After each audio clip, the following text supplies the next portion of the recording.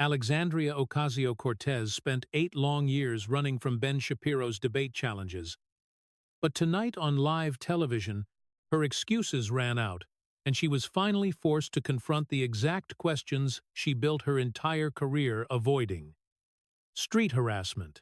That was the specific phrase Alexandria Ocasio-Cortez deployed for nearly a decade whenever Ben Shapiro invited her to sit down and answer inquiries without the protection of a sympathetic moderator, a pre-written committee monologue, or a digital echo chamber eager to applaud her scripted remarks. For 8 years, she handled an open debate invitation as if it were a toxic disruption, completely ignoring it as a legitimate challenge to the core concepts her massive national brand was founded upon. However, on this particular evening, there was no congressional gavel to hide behind, no slickly produced social media video to manipulate, and absolutely no easy method to spin a straightforward inquiry into a viral, emotional sermon. Within the initial 90 seconds of the broadcast, millions tuning in instantly realized why she had dedicated almost a decade to evading this specific confrontation. It was certainly not because Ben Shapiro was unnecessarily cruel, physically intimidating, or unusually aggressive. Regardless of the narrative Alexandria Ocasio-Cortez had continuously pushed whenever the debate topic resurfaced. The real reason was that Shapiro formulates questions demanding a simple yes or no, and those exact 2 words are incredibly perilous for any politician whose core communication tactic relies heavily on swapping factual answers for emotionally charged rhetoric. A yes instantly paves the way to the subsequent logical trap. A no brings the speaker just as rapidly to a glaring contradiction. Consequently, every given response shrinks her potential escape paths until her soaring rhetoric inevitably crashes into her actual legislative record. Alexandria Ocasio-Cortez had thoroughly conquered television interviews, digital platforms, congressional committee theatrics, fundraising emails, and grand moral proclamations, yet she had completely failed to master the fundamental discipline of actually answering the question being asked. On this night, after spending 8 full years fleeing from this exact unscripted format, she finally stepped onto the stage and almost instantly appeared to wish she could have stayed hidden for another 8. The network studio set featured simply 2 chairs, a pair of microphones, and the immense unspoken tension of nearly a decade of public dodging, lingering heavily between them before a single word was uttered. Leading up to the broadcast, the event was heavily promoted as a wide-ranging dialogue regarding the future of progressive politics. A deliberate choice of words crafted to make Alexandria Ocasio-Cortez participation seem like a casual policy chat, rather than a reluctant concession to Shapiro's long-standing challenge. Her advising team had spent 3 grueling days preparing her for the showdown, meticulously analyzing his rapid-fire speaking style, his reliance on binary traps, and the conversational corners he paints opponents into by refusing to let them pivot to new topics. Their defensive game plan was remarkably straightforward: completely reject his narrative framing, absolutely never provide a one-word answer, stretch every single reply into a lengthy paragraph, burn through the clock, and effectively morph a hostile cross-examination into a friendly fireside chat. That specific strategy managed to hold up for roughly 4 minutes before completely crumbling under the sheer weight of inquiries demanding hard facts rather than theatrical performance. Alexandria Ocasio-Cortez kicked things off exactly as her team intended, projecting the practiced vibrancy, absolute moral conviction, and polished rhythm of a figure who had spent her career turning every mundane committee hearing into a spirited campaign rally. She passionately discussed systemic inequality, the housing crisis, struggling working-class families, and the vulnerable constituents in her district who desperately needed more government support, strategically delivering every single line directly into the camera lens instead of addressing the man actually sitting across the table. The camera lens had perpetually served as her most reliable ally, simply because cameras broadcast emotion much further than they transmit hard evidence, and that projected emotion had continually shielded her from the glaring vulnerabilities lurking in her actual legislative history. Eventually, she directly addressed the debate invitation itself, making sure to remind the audience that Shapiro had originally dangled $10,000 for a debate back in 2018 and reiterating that she had infamously likened his request to street harassment.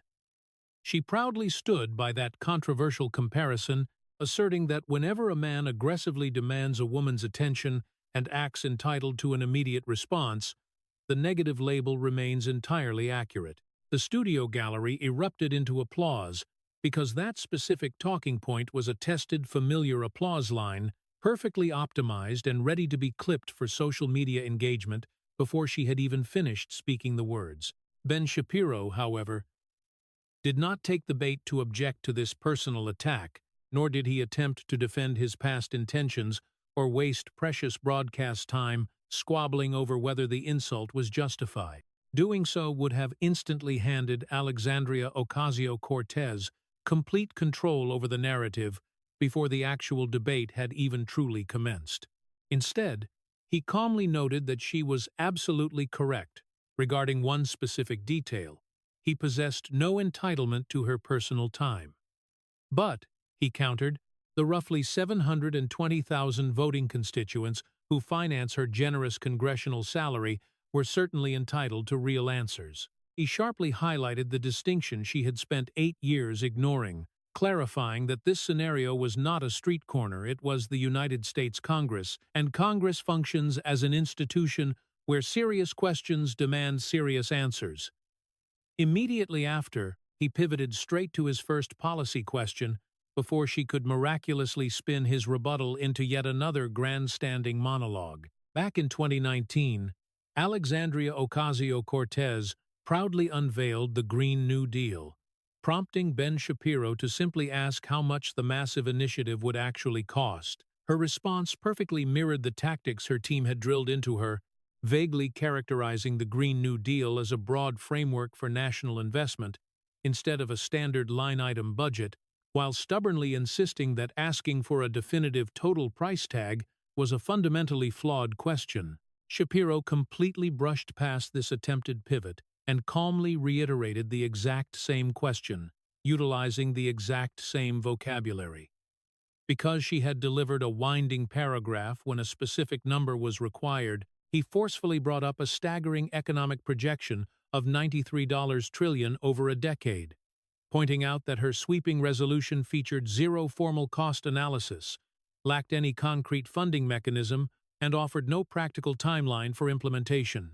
In any legitimate corporate profession, he reasoned, pitching a monumental project, carrying a potential $93 trillion price tag without running the financial numbers would be labeled gross professional negligence, yet inside the halls of Congress, it magically transforms into a celebrated press conference and a lucrative fundraising tool. His underlying point wasn't simply that the Green New Deal carried an astronomical price tag, given that every substantial policy pitch costs money and all government initiatives rely on taxpayer funding. The devastating point was that Alexandria Ocasio-Cortez had heavily marketed one of the most economically radical proposals in modern American history, without possessing the ability to articulate its estimated financial burden when pressed directly on live television. For years, she had positioned herself as the supreme intellectual and moral architect behind the legislation. Yet when faced with the most rudimentary fiscal inquiry imaginable, she produced absolutely no concrete figure, offered no estimated range, and detailed no funding strategy, providing only another desperate attempt to redefine the parameters of the conversation. Refusing to let her bury this glaring failure beneath a mountain of defensive rhetoric, Shapiro quickly pressed forward, keeping a relentless pace that suffocated her ability to regain conversational dominance. Every single question landed like a rhythmic beat.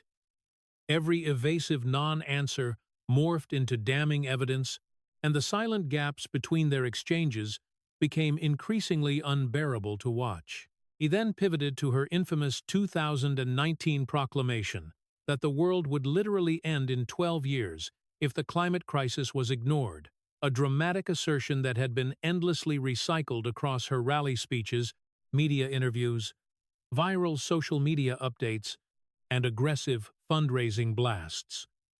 Since 7 years had already elapsed, Shapiro dryly asked if the American public was now precisely 5 years away from total global collapse. Alexandria Ocasio-Cortez attempted to brush off the apocalyptic warning as a mere rhetorical device, a pivot that instantly triggered the exact logical trap he had been patiently waiting to spring. If the doomsday clock was purely rhetorical instead of a literal scientific deadline, then it was knowingly false when she weaponized it to validate an astronomically expensive legislative package and to panic her loyal supporters, who were explicitly told that human civilization was hurtling toward a fatal expiration date.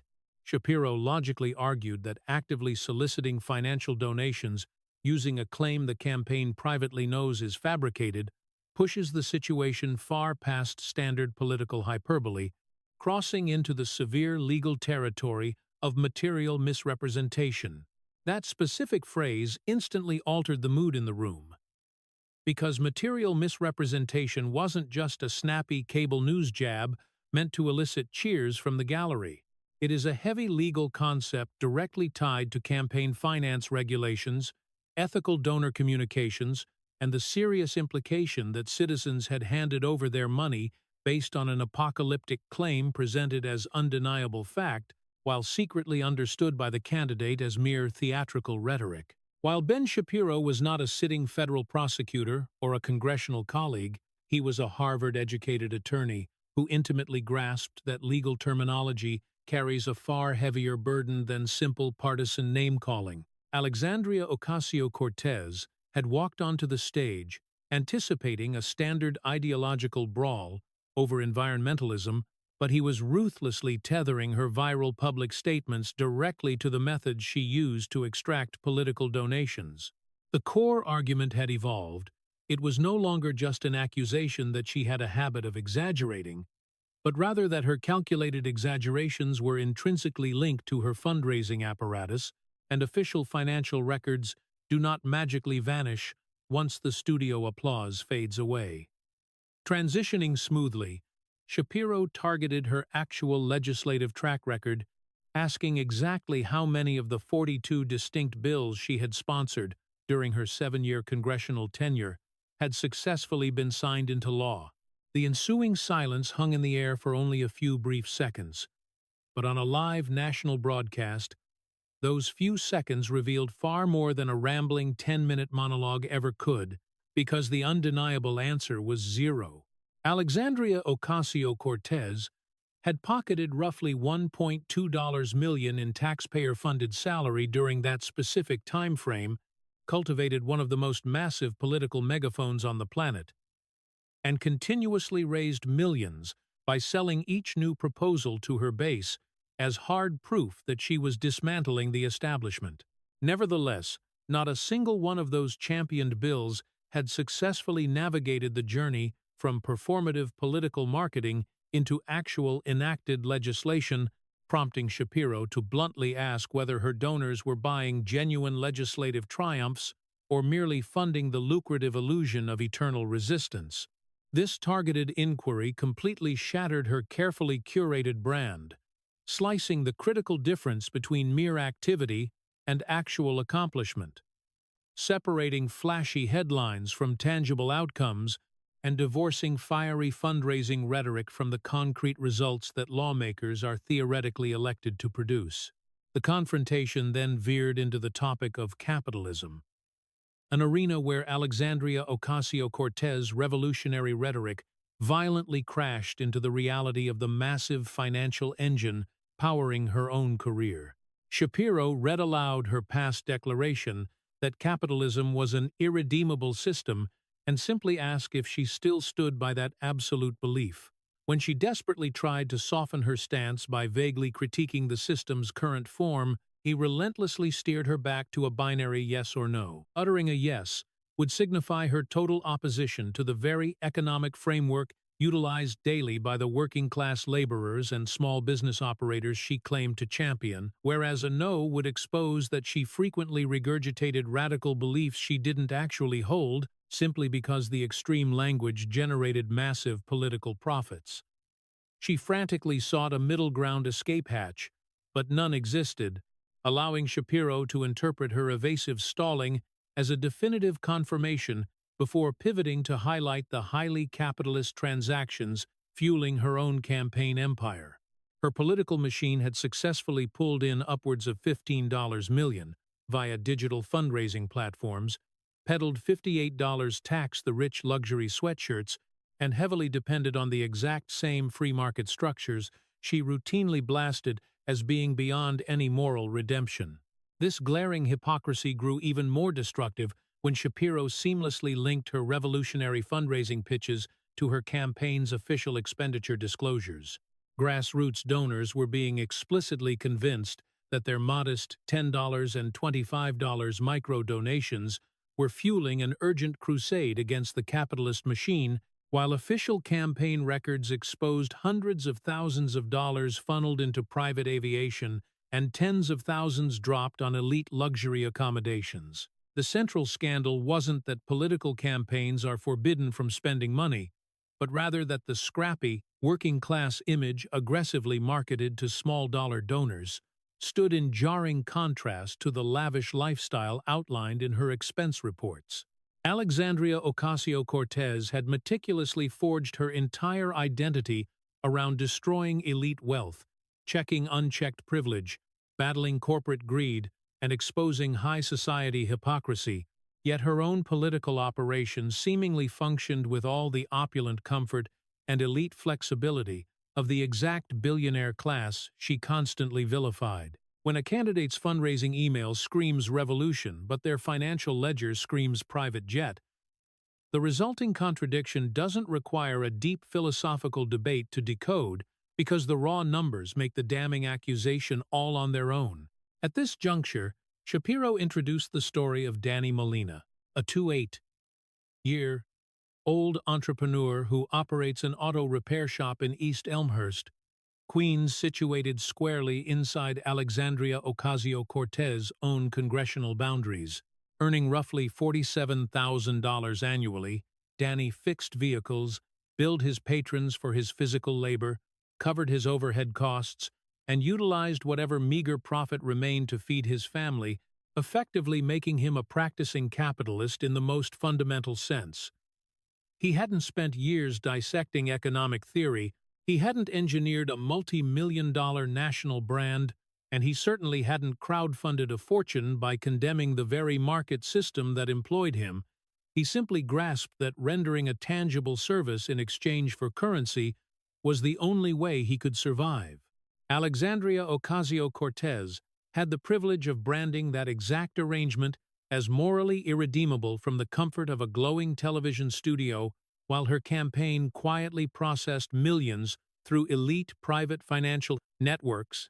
But Danny simply called it a standard day at work, because regular citizens lack the elite luxury of condemning the very economic gears that keep their lights turned on. Even more crucially, Danny faithfully submitted his tax filings every single year, meticulously accounting for his revenue, accurately detailing his operating expenses, and fully accepting that even a minuscule mathematical error could trigger a devastating audit, a reality that prompted Shapiro to ask whether the Congresswoman's murky campaign ledgers should be held to that exact same rigorous standard. This side-by-side comparison was utterly ruinous, primarily because it wasn't some lofty academic theory or a dense economic concept that casual viewers could easily tune out as standard partisan bickering. Danny managed a modest two-bay garage and knew exactly what inventory entered his shop, what cash exited, what every single repair job cost in overhead, and where every solitary dollar was allocated. Meanwhile, Alexandria Ocasio-Cortez commanded a sprawling congressional apparatus and a campaign war chest valued in the millions, yet continuously reacted to the most basic numerical inquiries as if they were vicious political ambushes. This stark juxtaposition placed a blue-collar constituent directly next to the elite politician who supposedly served as the voice of the working class, brutally revealing that the garage mechanic understood basic financial accountability infinitely better than his own elected representative. She could effortlessly manifest a fiery monologue regarding systemic justice, societal oppression, and human dignity without missing a single beat. But the moment the dialogue shifted toward concrete costs, specific expenditures, actual legislative track records, or her own campaign promises, her unshakable certainty instantly melted into a puddle of defensive qualifications. Shapiro didn't even need to explicitly hurl the word hypocrisy at her, because the gaping chasm between Danny's meticulous bookkeeping and her evasive rhetoric had already successfully closed the case.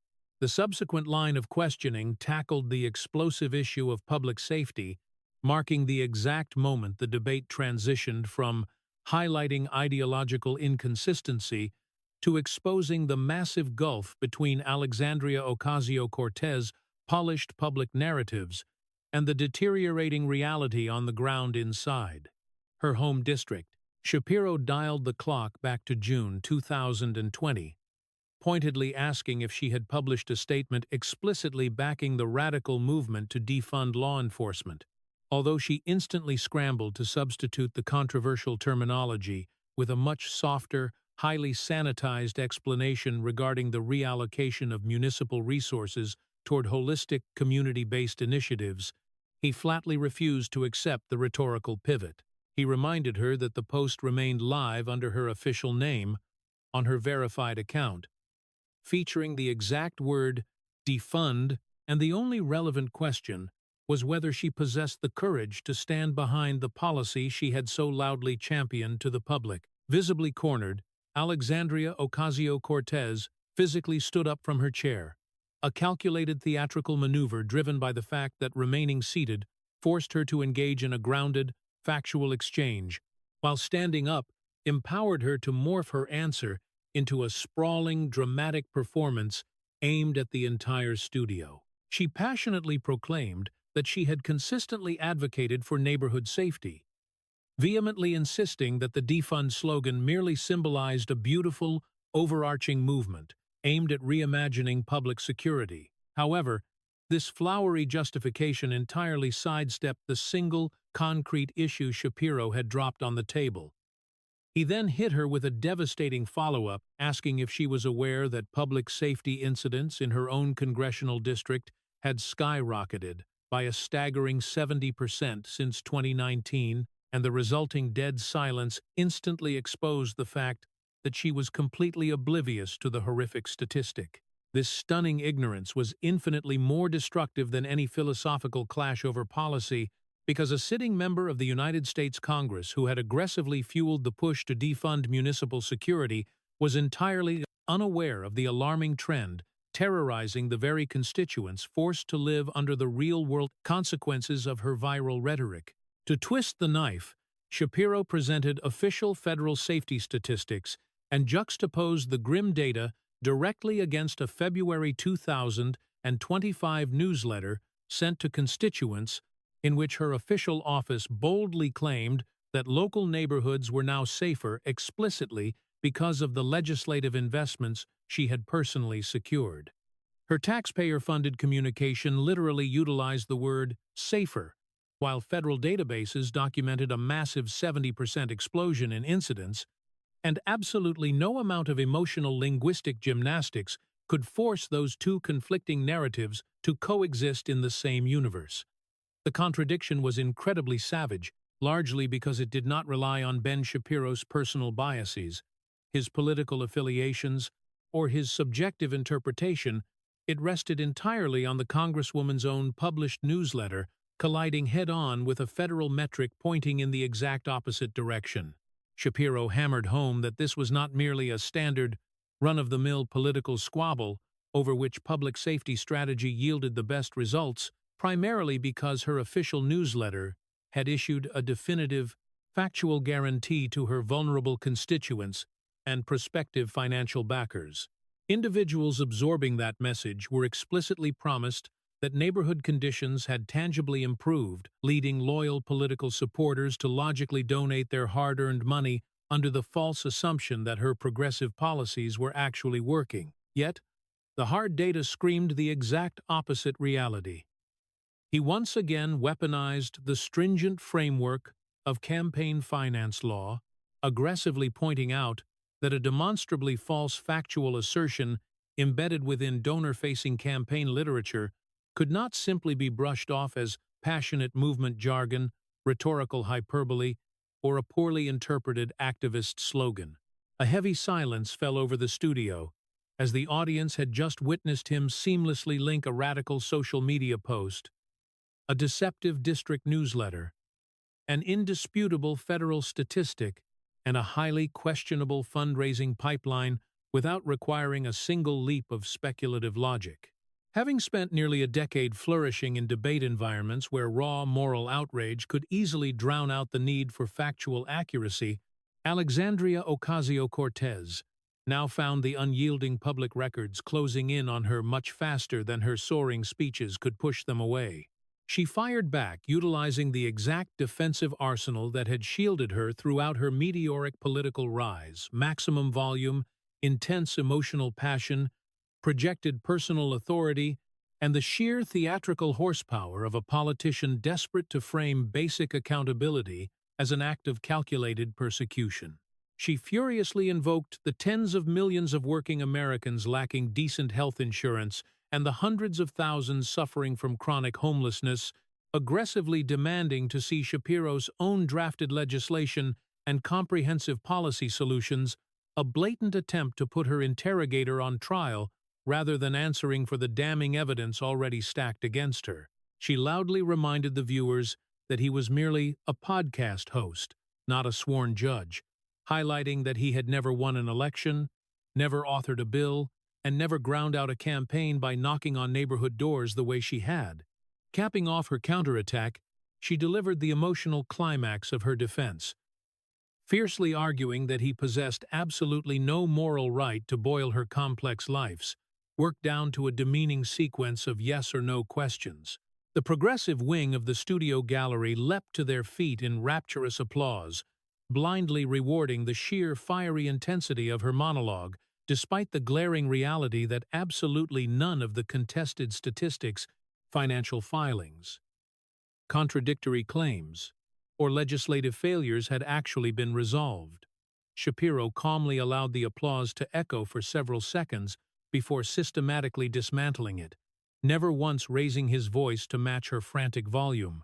He politely conceded that he was indeed not an elected member of Congress and had never authored a piece of federal law, but swiftly noted that Alexandria Ocasio-Cortez actually was a member of Congress, yet miraculously, none of the 42 bills she authored over 7 years had become law either.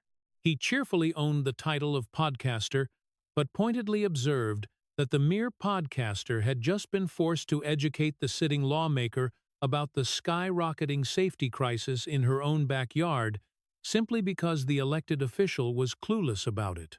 The resulting humiliation didn't stem from a snarky soundbite or a clever personal insult. It emanated entirely from the devastating simplicity of the side-by-side comparison, as the powerful elected official had foolishly attacked his lack of institutional credentials mere moments after publicly exposing her own shocking ignorance regarding the basic metrics her office was heavily funded to understand. Her desperate bid to invalidate the messenger had merely spotlighted the embarrassing truth that a civilian lacking her massive staff, her six-figure salary, her prestigious title, and her endless resources was vastly more prepared to discuss the reality of her own district than she was.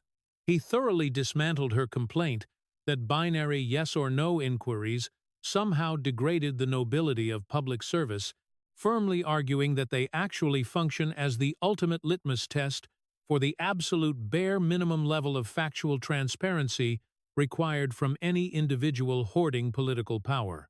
Did she successfully pass the legislation she promised her voters? Did she actually know the vital numbers inside her own district? And did her taxpayer-funded newsletter deceptively label the community as safer while federal data showed conditions moving sharply in the opposite direction? These were absolutely not complex ideological riddles, deceitful rhetorical traps, or malicious, unfair simplifications. They were the most rudimentary, baseline questions regarding job performance, basic awareness, and fundamental truthfulness. Alexandria Ocasio-Cortez desperately needed the viewing public to believe that her legislative efforts were simply too nuanced and intellectually complex to be squeezed into a direct, one-word response, but the truth was that complexity had absolutely nothing to do with her missing answers. The answers were conspicuously absent, because providing them would instantly detonate the carefully manicured political facade that her speeches, her massive social media engine, and her ravenous fundraising apparatus had spent nearly a decade meticulously constructing. Shapiro deliberately circled back to the story of Danny Molina, primarily because the working-class business owner served as an unassailable standard of accountability that Ocasio-Cortez's loyal defenders could not instantly write off as toxic partisan hostility. Danny tracked his garage's revenue down to the final penny, knew the exact cost of every repair, monitored his rent and supplies, and lived with the constant reality that the government could ruthlessly audit him if his financial paperwork failed to match his claims. Meanwhile, Alexandria Ocasio-Cortez banked a lavish congressional salary of $174,000, directed a massive campaign fund exceeding $15 million, yet stood on national television completely unable to provide an estimated cost for her signature proposal or accurately state the safety rate affecting her own constituents. Danny would face crippling financial penalties if his numbers contradicted his filings, whereas the untouchable Congresswoman could directly contradict federal data, bask in a roaring standing ovation, and immediately return to campaigning for re-election. This glaring double standard formed the bedrock of the argument, and once it was laid bare so plainly, it became virtually impossible for her to hide behind ideology. As the moderator finally called for closing statements, Shapiro made the calculated choice not to review every single number or repeat every exposed contradiction, knowing the underlying structure of the debate had already rendered the final conclusion unavoidable.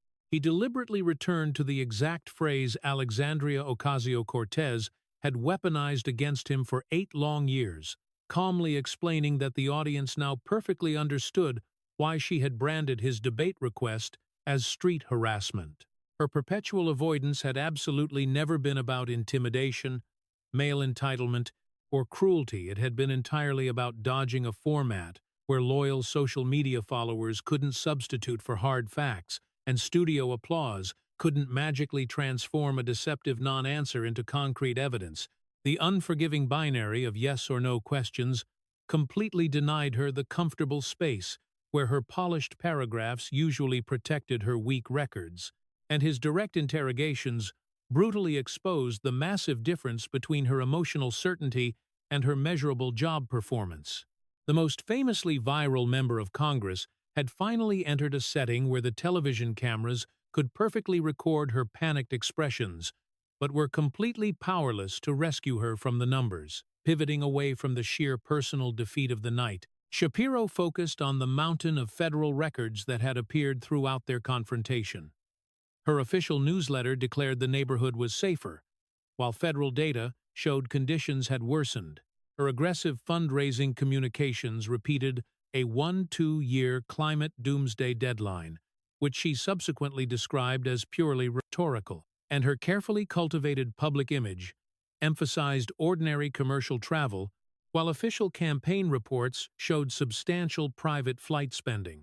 Each glaring conflict highlighted a severe difference between what her grassroots supporters had been told and what formal records appeared to show, elevating the issue to a significance far beyond one evening's television ratings. Shapiro openly acknowledged that he held no subpoena power, possessed no committee jurisdiction, and lacked any authority to open a formal investigation. However, he noted that he no longer required institutional power to make these massive discrepancies visible to the world. Millions of people had just watched the evidentiary record being assembled in real time, and millions of informed witnesses are significantly harder for political institutions to ignore than one podcaster holding a microphone. Alexandria Ocasio-Cortez's closing statement lasted nearly 3 full minutes and completely ran beyond the time she had been given, which was entirely predictable because time limits only matter when the answer itself can survive concise compression. She launched into a passionate soliloquy about her humble Bronx roots, her mother's grueling sacrifices, the plight of marginalized working families, and the sheer courage required to stand tall when powerful forces demand silence, perfectly delivering the kind of emotionally polished appeal that had reliably carried her through hostile interviews, tense committee confrontations, and chaotic campaign rallies for years. It was a masterfully built, strong AOC speech, carefully engineered to shift the audience's attention far away from the damning spreadsheets, the contradictory filing records, the horrific statistics, and her barren legislative outcomes, violently steering the narrative back toward identity, class struggle, symbolism, and moral urgency. Under ordinary political circumstances, this soaring speech would have magically produced the exact reaction she desperately needed, because a powerful personal story can make a crowd completely forget that the original question was never actually answered. However, following 90 agonizing minutes of direct questions, glaringly missing numbers, conflicting federal records, and endless rhetorical evasions dressed as vital context, her dramatic closing performance sounded significantly less like a triumphant rebuttal and entirely like the exact performative evidence Ben Shapiro had spent the entire evening describing. The roaring applause arrived right on cue anyway, loud and immediate, simply because Alexandria Ocasio-Cortez's loyalist supporters had not shown up to objectively evaluate federal campaign filings or compare newsletter language with official statistics. They had come to blindly reward the political plant, brand they already trusted. Yet, loud applause and hard documentation are not legally equal forms of proof, no matter how aggressively modern politics tries to pretend otherwise. A deafening standing ovation can certainly create the fleeting appearance of victory inside an echoing television studio, but it possesses absolutely zero power to alter a campaign expenditure report, change the number of enacted bills, reduce a reported statistical increase, or transform a blatantly rhetorical deadline into a factual one. Shapiro had successfully forced a brutal, highly visible separation between cheap emotional approval and actual, verifiable job performance, and once that glaring separation became visible on live television, the crowd's frenzied reaction began to look much more like panicked insulation rather than genuine vindication. Alexandria Ocasio-Cortez easily won the sound in the room, but the undeniable paper trail won the actual argument, simply because official records do not stand up, they do not cheer, and they never forget. That critical distinction is exactly what elevated this debate from a standard, forgettable partisan clash that disappears after a single news cycle and is quickly replaced by the next manufactured outrage. Ben Shapiro walked onto that stage with zero subpoena authority, lacked a team of congressional staff, had no federal enforcement agency behind him, and held absolutely no legal power to compel Alexandria Ocasio-Cortez to produce a single additional document. What he successfully executed instead was the real-time, highly public construction of an evidentiary record, methodically placing her most famous public statements directly beside the official filings, federal statistics, district newsletters, and barren legislative outcomes they so clearly appeared to contradict. Every single evasive answer, every refusal, every defensive qualification, and every panicked correction was now permanently recorded, meticulously time-stamped, clipped for social media, and easily available to anyone willing to compare her spoken claims with the unforgiving written record. Once that exact kind of undeniable public record exists, it inevitably begins attracting the attention of institutions that actually do possess formal investigative authority, primarily because glaring public contradictions become incredibly difficult to dismiss when millions of viewers have already watched them unfold. In the immediate aftermath, two specific video clips completely dominated the internet's reaction, but they spread through entirely different audiences and inflicted vastly different kinds of damage upon Alexandria Ocasio-Cortez remaining credibility. The first viral moment featured Shapiro casually asking for the Green New Deal's estimated cost. Ocasio-Cortez's stubborn refusal to provide a number, and Shapiro subsequently introducing the devastating $93 trillion estimate while loudly emphasizing the total absence of a defined cost analysis or concrete funding mechanism. That specific clip easily reached tens of millions of views precisely because understanding it required absolutely no deep ideological background, no specialized knowledge of environmental policy, and zero blind loyalty to either political camp. Anyone who had ever drafted a budget, managed a project, approved a business invoice, or sat through a corporate meeting instantly understood the sheer absurdity of demanding total public support for a massive undertaking while aggressively refusing to state its estimated price. The clip crossed traditional party lines because it didn't present her failure as uniquely progressive, conservative, socialist, or capitalist, but rather as professionally indefensible. The resulting public reaction was exceptionally brutal, mainly because viewers didn't even need Ben Shapiro's post-debate commentary to explain what they had just seen after the question ended. Alexandria Ocasio-Cortez had spent years promoting the Green New Deal as a transformational national program, zealously defended it as a moral necessity, raised donations around its urgency, and used it as proof of her intellectual seriousness as a lawmaker. Yet, when confronted with the most basic question attached to any proposal of that colossal scale, she treated the simple request for a cost as if the concept of cost itself were an unfair framing device. A prominent community figure from the Bronx shared the humiliating clip accompanied by 4 simple words she did not know, and that caption instantly stripped away every single rhetorical layer her PR team had spent years painstakingly constructing around the proposal. The core problem wasn't that she disagreed with Shapiro's preferred number. The inescapable problem was that she offered no number of her own. The second massively viral clip carried a much more serious institutional consequence, entirely because it directly placed Alexandria Ocasio-Cortez upbeat February 2025 constituent newsletter alongside hard federal data showing a 70% incident increase since 2019. Her congressional office had explicitly told readers that their community was safer due to the progressive investments she had personally championed, while the indisputable data presented during the broadcast appeared to show conditions moving sharply in the exact opposite direction. This particular clip didn't primarily travel through the standard political entertainment accounts where manufactured outrage rises quickly and disappears even faster.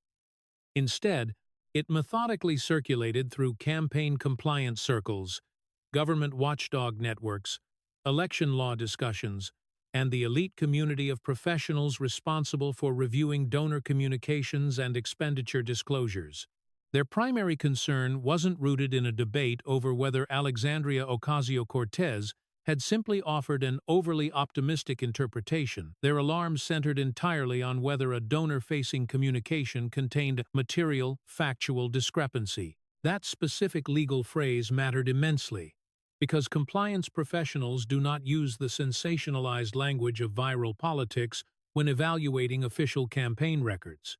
They look for published statements that may have influenced financial donors, compare those statements with available verified data, and determine whether the resulting difference is merely rhetorical or substantial enough to justify a further review. Alexandria Ocasio-Cortez newsletter hadn't just promised that a future policy might make the community safer, it definitively stated that the community was already safer directly because of the specific legislative work her office had performed. If the federal data cited on the debate stage accurately showed a dramatic real-world increase in issues, then her communication was absolutely not merely exaggerated optimism, but rather a verifiable factual claim that appeared to directly conflict with a federal record. The debate had therefore successfully transformed a standard political talking point into a highly dangerous compliance question by placing both documents in front of the exact same audience. During the first week following the debate, the National Legal and Policy Center filed a supplemental complaint with the Federal Election Commission, adding the newly recorded televised contradictions to an already active investigation concerning $18,725 in highly suspicious payments, vaguely described as leadership training.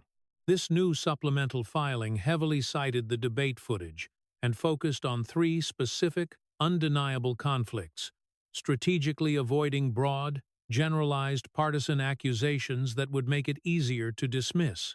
It highlighted her public claims regarding commercial travel right next to her campaign's reported private flight expenditures, placed the Safer Community newsletter directly beside the horrifying incident figures, and contrasted her fiery anti-capitalist fundraising messages against the campaign's own spending patterns. Every single item in the filing was permanently tied to a recorded statement, an identifiable document, and a precise point in the debate, effectively creating a complaint built significantly less on interpretation and almost entirely on Alexandria Ocasio-Cortez's own words.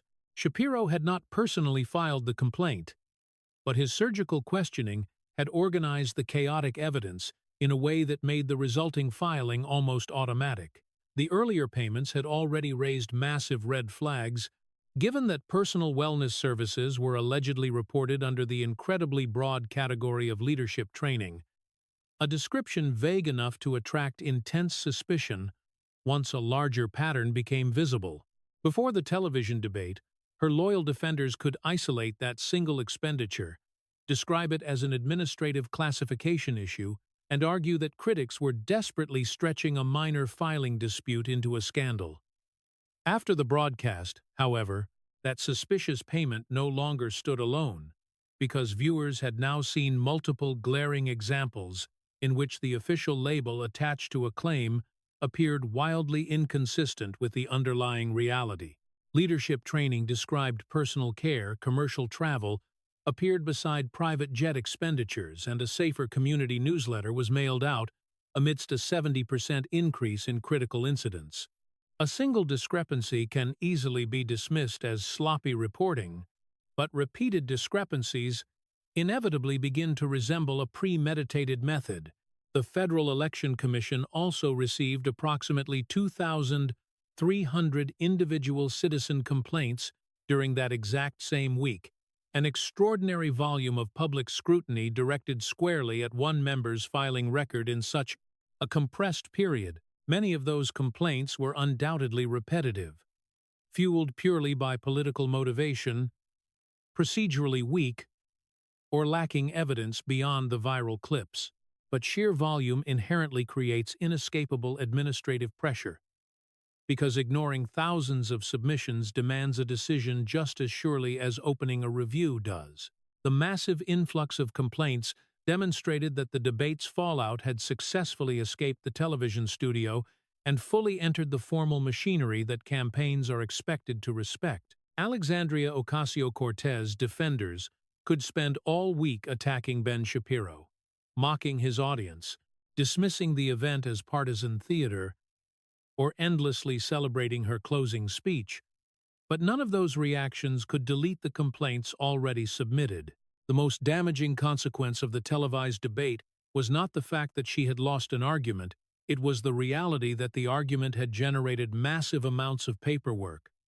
By the second week, the House Office of Congressional Conduct received a formal referral from a nonpartisan accountability organization requesting a preliminary examination of Alexandria Ocasio-Cortez communications with constituents and donors.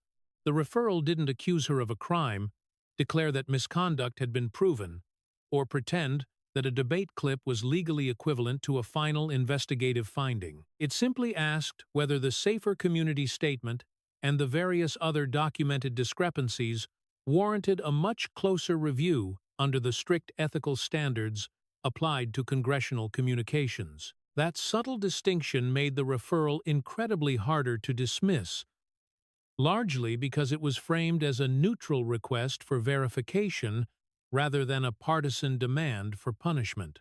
A tough question backed by a federal statistic, a printed district newsletter, a highly public debate, and millions of angry viewers is not legal proof by itself, but it is more than enough to open a file. And once a file opens, every single related record suddenly becomes relevant. By the third week, the political argument had completely moved beyond television panels, partisan commentators, and carefully edited social media clips because the real-world consequences were now being actively measured on the streets inside Alexandria Ocasio-Cortez' own district. Danny Molina was interviewed by a local Queens cable station right inside his repair shop. Casually standing beside the hydraulic lifts, heavy tools, scattered invoices, and grease-stained equipment that represented the exact kind of work politicians praise during campaigns and forget once the cameras leave. He didn't speak like a highly paid campaign consultant, a legal scholar, or an ideological activist, and that was exactly why his localized reaction carried significantly more destructive force than another polished attack from Washington.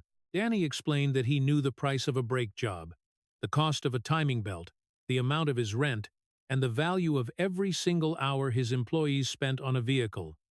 Then, he asked the exact same question that had already publicly humiliated the Congresswoman on national television. How could someone promote a massive legislative proposal without knowing what it actually cost? The interview clip spread rapidly because Danny didn't sound angry just for the sake of being angry, and he didn't appear interested in joining Ben Shapiro's audience or becoming a conservative celebrity. He simply sounded like a grounded business owner who understood that mistakes involving numbers have devastating, real-world consequences for ordinary working people, while political figures miraculously escape those consequences by turning every error into a debate about values. Alexandria Ocasio-Cortez had loudly called capitalism irredeemable, yet Danny fixed cars, charged customers, paid suppliers, covered payroll, and supported his family through the exact system she so loudly condemned. She happily raised millions of dollars using private tech platforms, sold campaign merchandise for massive profit, and spent heavily, all while looking working-class people in the eye and telling them their economic reality was morally broken. Danny's sharp criticism therefore landed not as a predictable partisan attack, but as a direct objection from one of the exact people whose daily labor had been reduced to a cheap campaign slogan. He openly stated on camera that he had voted for Alexandria Ocasio-Cortez in 2020, but firmly declared he no longer believed he would ever support her again, and that single admission inflicted vastly more political damage than 100 hostile endorsements from national Republicans. A consistently loyal opponent can easily be dismissed as predictable, but a former supporter represents actual movement, and movement is exactly what campaigns are terrified of because it reveals that persuasion has already occurred. Danny hadn't changed his view because Ben Shapiro spoke incredibly fast, utilized sharper language, or managed to embarrass a politician on television. He completely changed his view because the debate undeniably showed him that the woman entrusted to represent his district didn't even know the most basic figures attached to the extreme policies she had made the absolute center of her public identity. For a politician whose entire brand was built on the promise of authentic representation, losing the confidence of a small business owner from her own backyard wasn't just a minor image problem. It was a blaring warning siren that the brand had begun separating from the people it claimed to embody. While Danny's interview quickly accumulated millions of digital views, its true influence was not limited to the vanity number displayed below the video player. Other small business owners instantly recognized their own daily struggles, reflected in Danny's palpable frustration, primarily because they are required to meticulously track income, expenses, taxes, licenses, payroll, insurance, inventory, and every other financial detail that ultimately determines whether their modest businesses survive. They deeply understood that a seemingly harmless $200 discrepancy on their end could lead to brutal penalties, aggressive government questions, or an audit, whereas a multi-million-dollar political campaign could mask expenditures using vague language and expect the public to blindly accept the explanation. They also finally understood the profound insult buried inside Alexandria Ocasio-Cortez's relentless anti-capitalist rhetoric, because they realized the people being demonized weren't only billionaires, hedge funds, or faceless multinational corporations. They were mechanics, restaurant owners, salon operators, shopkeepers, cleaners, drivers, and family businesses whose perfectly ordinary daily transactions had been declared morally irredeemable by someone whose entire campaign depended on those exact same transactions. A coalition of 47 independent small business owners from across New York mobilized to organize a scathing joint letter requesting a full public accounting of the Congresswoman's campaign expenditures. The signatories proudly represented auto shops, nail salons, bodegas, laundromats, restaurants, and other businesses that survived through razor-thin margins, agonizingly long hours, and relentless attention to the exact financial details that political rhetoric usually ignores entirely. Their demand letter didn't attempt to imitate the sterile language of federal prosecutors, campaign finance attorneys, or congressional ethics investigators. It stated the glaring problem in the blunt language of regular people who file tedious forms, keep receipts, and intimately understand that absolutely every single dollar must be explained. They were legally required to account for their money. They were ruthlessly punished for the tiniest discrepancies, and they simply wanted to know why a representative who controlled more than $15 million should be judged by a drastically lower standard. While their letter was not a subpoena, a formal charge, or a legal ruling, it carried a unique political danger that institutional complaints often lack. It gave regulatory action a massive wave of public permission by showing that the demand for scrutiny didn't just come from ideological enemies, national watchdogs, or media figures seeking another viral confrontation. It came directly from the workers and owners residing inside the exact economic class Alexandria Ocasio-Cortez repeatedly claimed to defend, including people who paid the taxes that funded her salary and lived with the consequences of policies she constantly promoted. The 47 signatures instantly transforms issues ever sees from a personal battle between Shapiro and AOC into a massive question of basic equal treatment under the exact same standards ordinary citizens face every day. Once constituents begin openly asking why their books are examined more carefully than their representatives' campaign filings, every official PR explanation sounds incredibly weaker. The televised debate had therefore ultimately created something vastly more dangerous than an embarrassing clip or a temporary decline in favorable coverage. It had successfully created a massive, undeniable pattern that connected Alexandria Ocasio-Cortez's fiery public language, fundraising appeals, expenditure reports, district communications, and barren legislative results.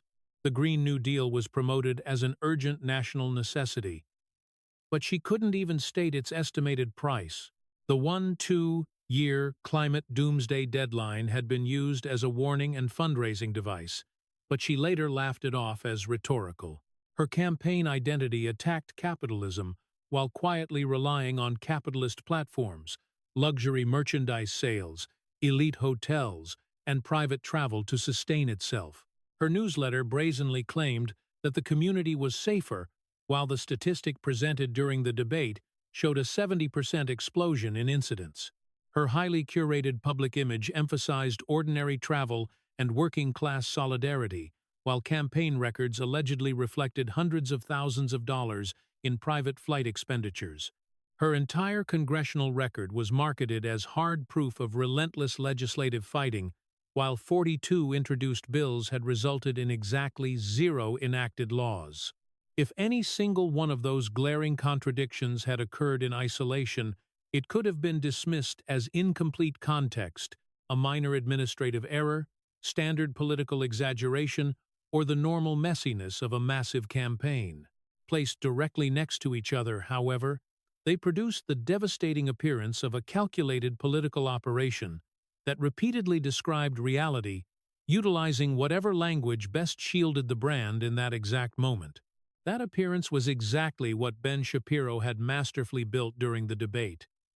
Armed with absolutely no subpoena power, 0 government staff, or the authority to compel a single answer, he didn't even need Alexandria Ocasio-Cortez to confess to wrongdoing, agree with his conclusions, or openly admit that her public claims blatantly conflicted with formal records. He merely needed to ask questions precise enough that her desperate refusal to answer them became glaringly visible, and to seamlessly place the available documents directly beside the cheap rhetoric she used to escape them. The final result was a bulletproof evidentiary chain that viewers could effortlessly follow without needing to personally trust Shapiro, because the claims, statistics, newsletters, and filings all existed completely independently of his commentary.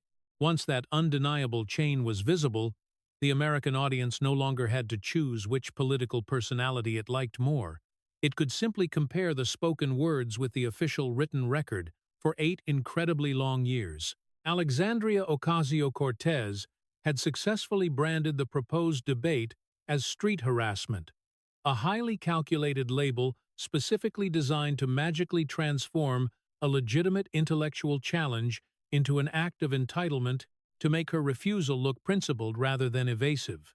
The nasty accusation was wildly effective because it instantly shifted the public's attention away from the actual policy questions and toward the supposed impropriety of asking them. It allowed her rabid supporters to treat every renewed invitation as an act of harassment and every single refusal as a brave act of resistance, entirely ignoring the fact that the underlying issues involved crucial public policy, massive campaign fundraising, federal legislation, and the ethical use of taxpayer-funded authority.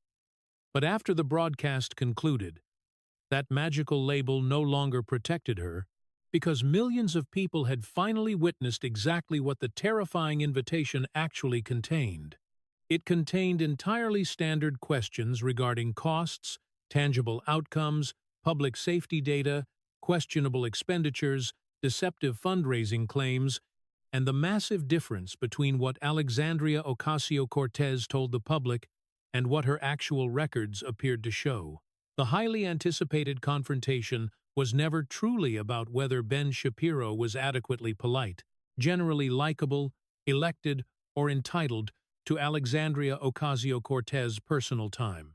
It was ultimately about whether a wildly famous public official who engineered a massive national career based entirely on projecting absolute certainty could actually answer the most basic, fundamental questions regarding the policies, district conditions, and financial operations attached to that career. Shapiro demanded a simple yes or no because those two words physically prevent a slippery politician from hiding inside a meandering speech long enough for the audience to forget what the original question was. A direct answer builds a clear path to the next logical fact, while an evasive answer brutally reveals that the path itself is incredibly dangerous. Alexandria Ocasio-Cortez had spent 8 full years actively avoiding that rigid structure, precisely because the structure did not reward the theatrical skills that made her famous. Her ultimate strength had always been the uncanny ability to spin complexity into moral clarity, to mutate a minor conflict into a highly profitable viral moment, and to frame basic criticism as proof that powerful forces were terrified of her. But the relentless barrage of yes or no questions completely reversed that massive advantage by instantly turning her trademark moral certainty into a brutal pop quiz on factual control, and the resulting test exposed a congresswoman who knew exactly how to command a room but lacked the basic competence to account for the claims supporting her political operation. she undoubtedly still received roaring applause. Her loyal followers flooded social media to defend her, and her dramatic closing monologue reliably produced the exact emotional response her PR team expected. Yet, absolutely none of that theatrical noise answered how much the Green New Deal actually cost, exactly how many of her bills successfully became law, why her newsletter falsely claimed the streets were safer, or why her reported campaign expenditures appeared so drastically different from her working-class image. The applause certainly confirmed blind loyalty, but the glaringly unanswered questions officially confirmed the total weakness rotting beneath it. By the time the broadcast concluded, the weaponized harassment label had completely collapsed under the crushing weight of the exact public record Alexandria Ocasio-Cortez had spent nearly a decade desperately trying to avoid. The standing invitation was never a creepy demand for personal attention, and the blunt questions were never an attempt to reduce her humanity, silence her progressive voice, or deny the inherent complexity of serving in public service. They were simply the absolute bare minimum, baseline questions that any elected representative should easily be capable of answering after spending 7 years in office, collecting over $1 million in salary, raising tens of millions in donations, and constructing a national platform built entirely on lofty claims of competence and accountability. She had branded the debate request as toxic harassment, precisely because harassment can be safely rejected without providing a single explanation, whereas a legitimate, factual question creates an inescapable obligation to respond. And after 8 long years of running, she finally had to sit down across from Ben Shapiro,